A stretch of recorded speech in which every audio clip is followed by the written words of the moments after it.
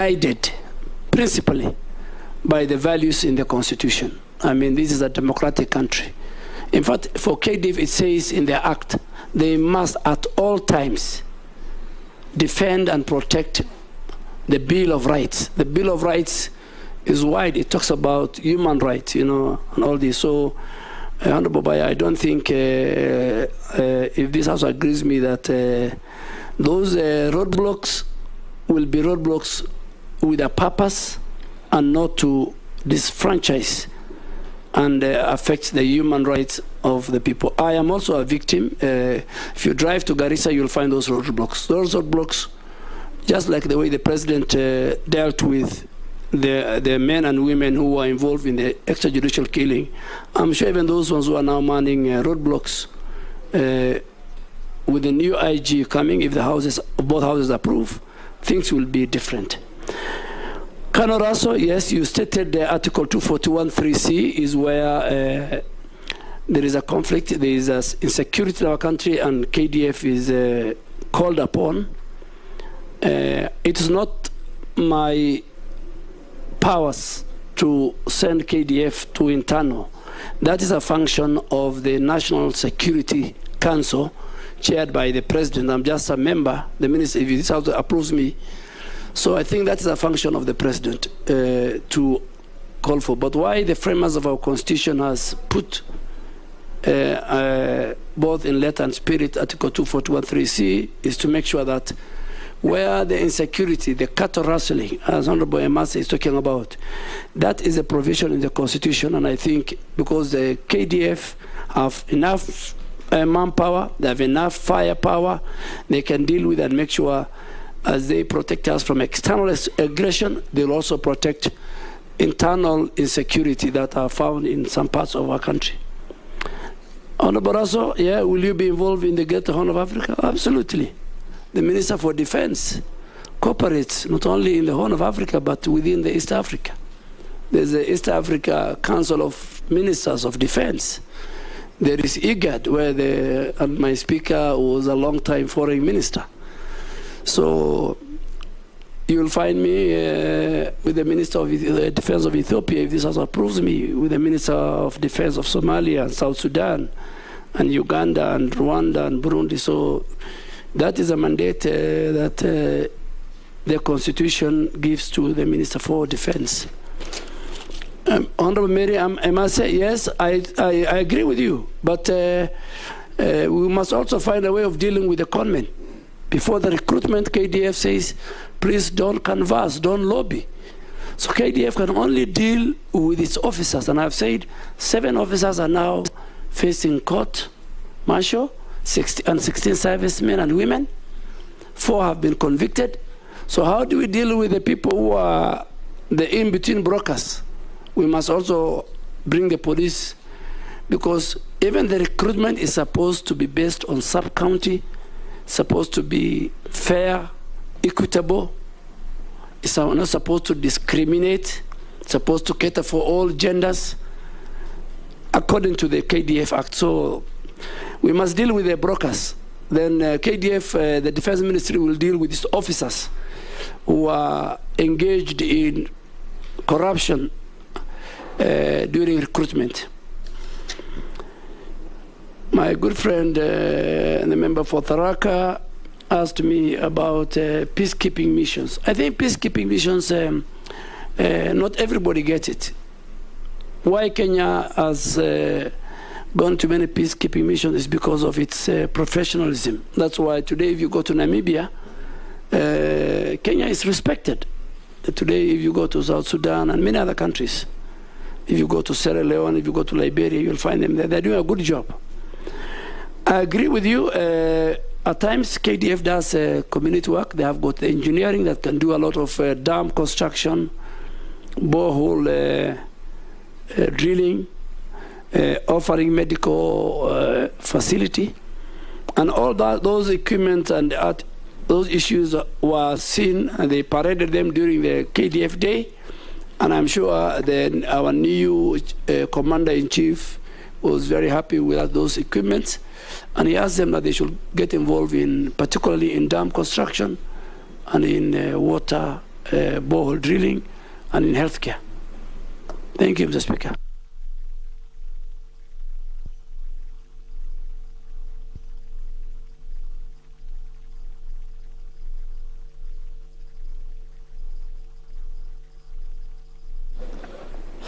Thank you.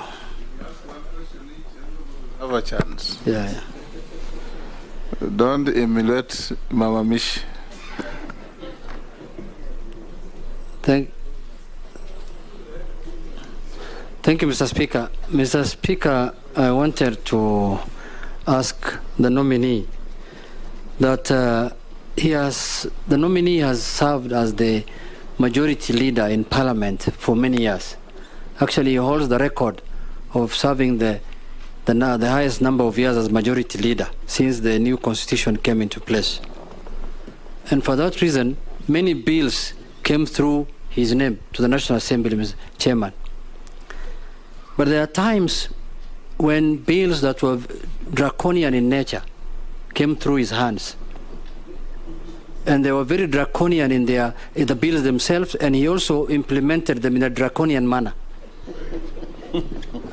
Example of those bills are like the Security Amendment Bill in 2014.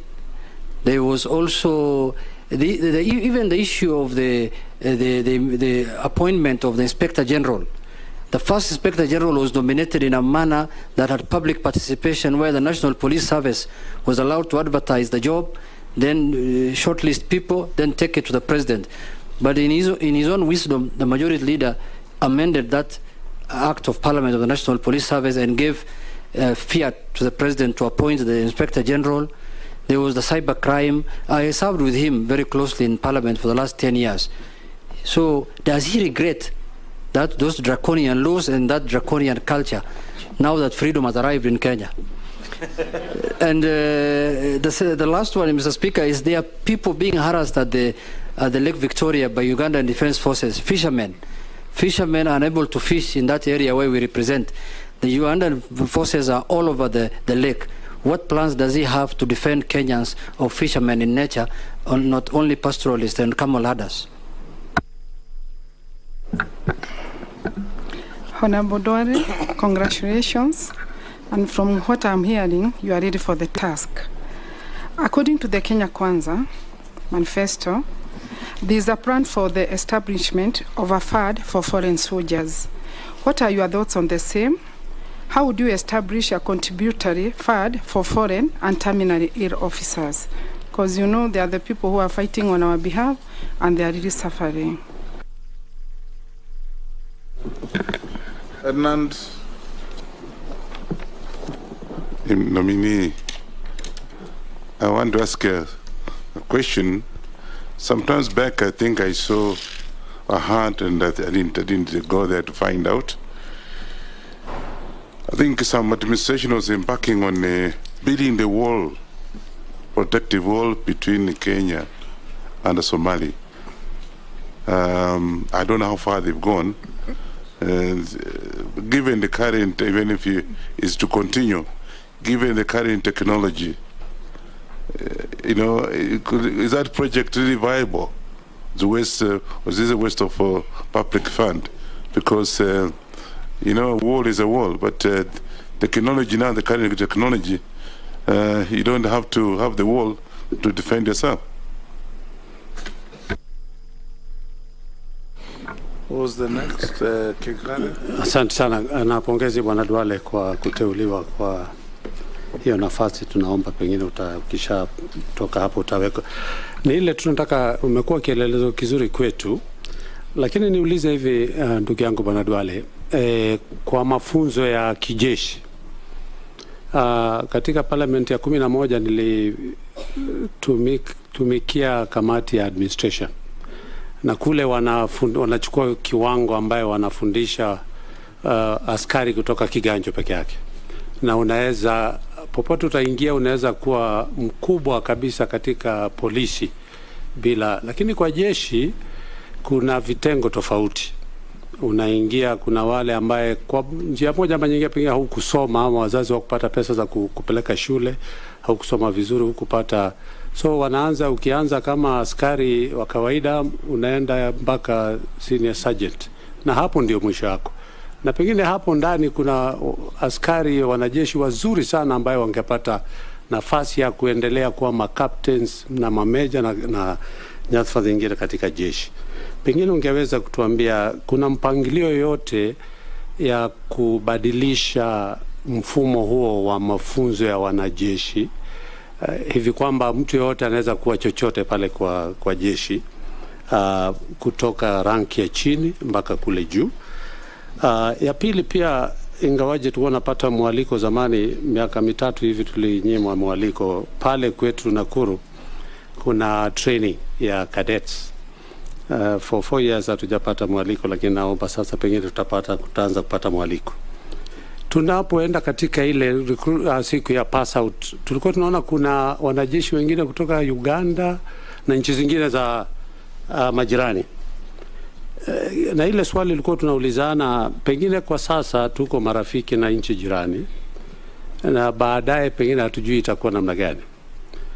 Je, pengine baadaye tukiwa na fujo, inaweza kuwa hawa ndio wale wanatumika kuja kupata zile zinatoaje siri za nchi, na kuweza pengine hata si wanafunzi tu, labda wanakuja kwa mambo mengine, na pengine kesho kukiwa na tafaruku kati ya sisi na majirani wetu, wale ndio watakuwa wanapeana pengine ama ni ile tu ni mfumo wa East African Community ambayo wanaleta wanajeshi pamoja, wanaweza, na tunaona mpaka wanapewa mpaka zawadi. Asante. Yes, Mheshimiwa Dule. Thank you, Chairman. Honorable Junet, yes, I was the first and the longest serving majority leader. That I agree with you. I also agree with you that in the legislature, every laws that are passed, some are controversial, some are easy to pass, and I'm sure if God gives you an opportunity, one day you become the leader of majority. It's a very difficult job, which I served the longest. On the security laws, I think there was good public participation. The few sections that we felt, that the country felt was not fair, I think the judiciary has rectified it and declared it unconstitutional. The one on the Inspector General of Police, that also went through public participation, went through committees. I hope you are a member of that committee. And I tried to scan the Hansard. I didn't see you opposing it that time. Honorable Jacob Midio was the leader of majority, and I remember him supporting it. You are leader. On the cyber crime, I can't remember. Member of the committee. Yeah, but it passed. And I am sure, you know, Mr. Speaker, you allow me on a light touch. Honorable Junet was also very powerful the last 3 months, the last 3 years. And if I am asked to say the many draconian or unconstitutional things he has did with his partners, that will be for another day, not for my vetting. But just because I said on a light touch. I know, but you're honorable. Because the speaker, my day will come for vetting. Today we are vetting him. Yes. Now we can raise those issues when he's vetting me. He's vetting you in advance. So I'm very sorry because I'm vetting him in advance. A light touch. On a light touch, I said. So the speaker, I think my security laws and that of the Inspector General are lesser crimes than than the one just on the political parties amendment bill. Mr. Speaker, on Lake Victoria, I think I answered that question. It is just like the one of Migingo. And now we have an MOU, KDF have an MOU with the Uganda Defense Forces, and the boundary committee is handling, and the International Boundaries Office at the Office of the President. Now that we have an active, sober, energetic president and a workaholic president, a lot of the many issues Kenyans were facing, I can assure you will be resolved, including you will fish without no hindrance under the leadership of William Ruto. People will fish, farmers will have fertilizer, and cattle farmers, herders, pastoralists will have peace to herd their cattle. That I can assure you. Because that is what we stand for as a coalition. Honorable Mukami, yes, the House passed the Veterans Bill just before we went on Saturday, I think in May. Now Kenya Defence Forces and the Ministry of Defence is preparing the regulations. The advisory board already has been put in place to make sure that our veterans, those who are not doing very well, their children, in that law, their children's school fees will be paid, their medical bill will be taken care of, and the regulations will be coming to the House soon once we form the committee on the relevant committee. So that bill is in place. And the terminally ill, I said we have a wellness center. We are now building a number of hospitals have been built, and we're taking care of them. Honorable Wanyonyi, yes, the wall in Mandera, that is a practice that was picked from other jurisdictions. It was happened in the US, between US and Mexico. It is in Israel, is in Egypt, is in Pakistan. I think once if this House approves me, then we'll review. But still, KDF has put over 19 fortified bases along our border with Somalia for surveillance and for deterrence to make sure that our country is secure. And in the last 3 years, our country was very, very secure to the good work being done by Kenya Defence Forces. Honorable Gikaria, yes, we have Eldoret where we train our servicemen.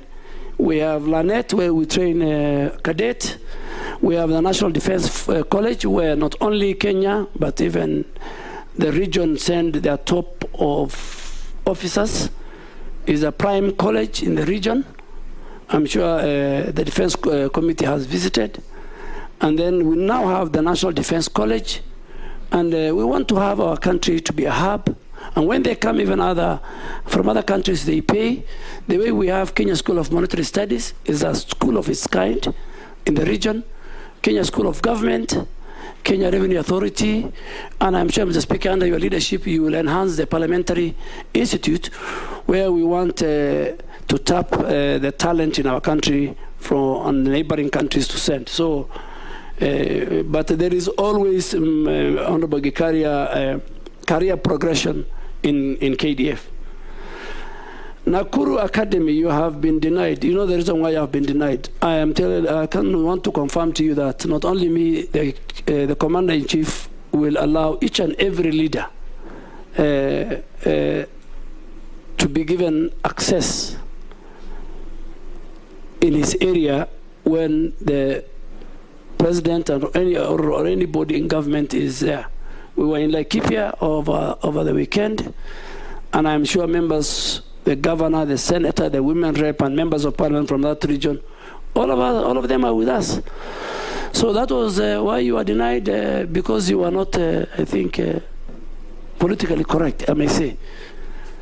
But I want to say it to all. Things have changed. As Honorable Juliet said, there's freedom.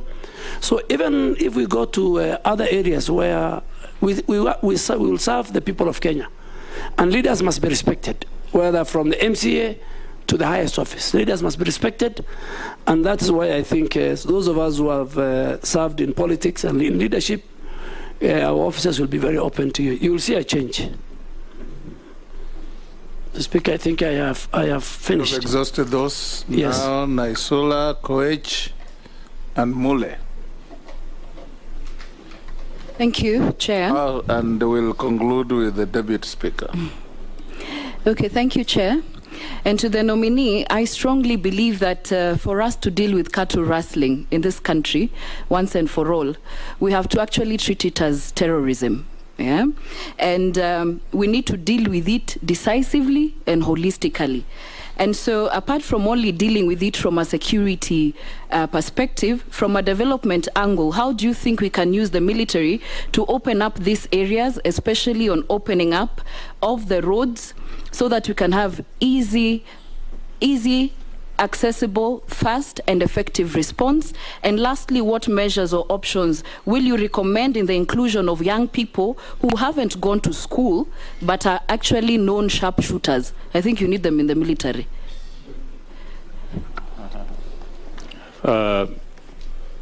Honorable Dule, my question will be on our Kenyan military has largely been respected because of how we operate.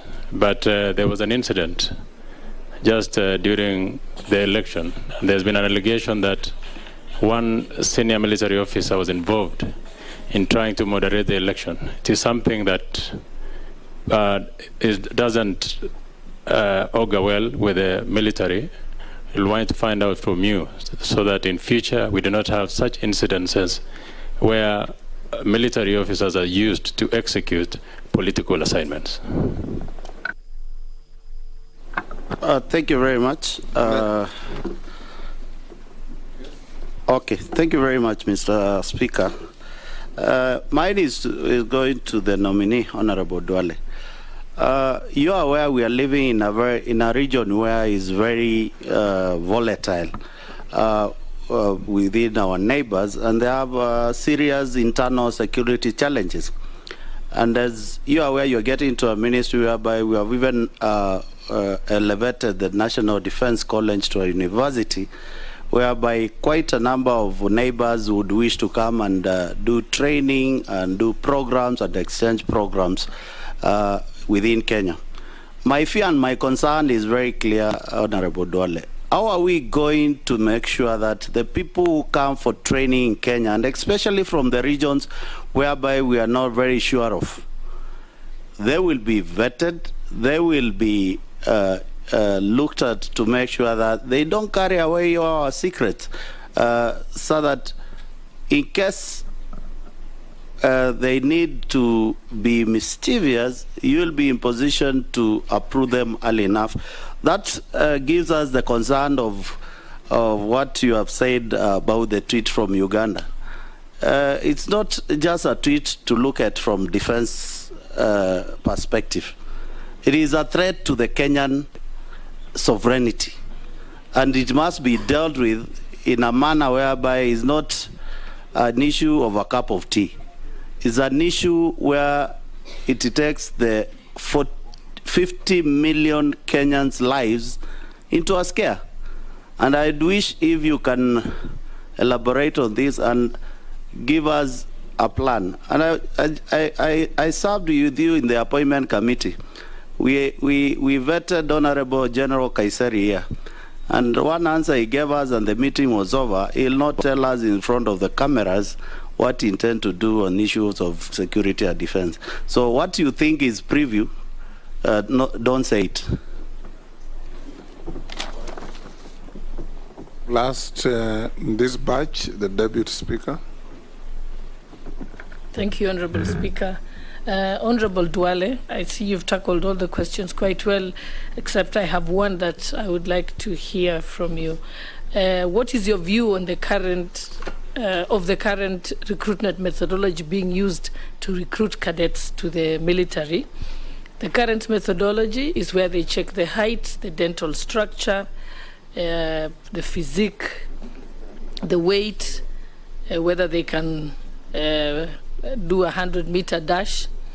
Never mind that those who are checking the dental structure are not dentists, as opposed to having more modern methodologies of measuring their ability using objective measuring tools like psychometric tests and even a mental evaluation, because we know that a lot of them sometimes don't cope and they eventually get into mental illnesses as a result of the fact that they didn't really have the competence and the emotional ability to be able to take up the job. What's your view? Will you keep the same method, or you have some ideas of how to transform that?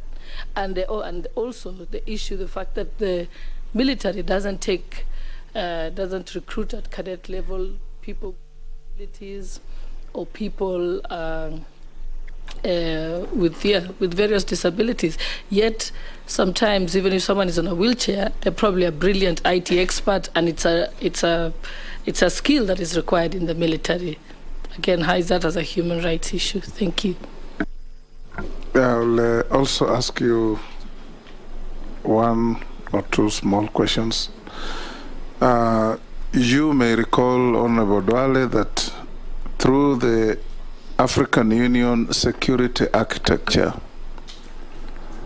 It was designed to set up standby regional forces, East African Standby Force, West African, Central Africa, Southern Africa, and so on, for rapid deployment in helping deal with security concerns within those regions.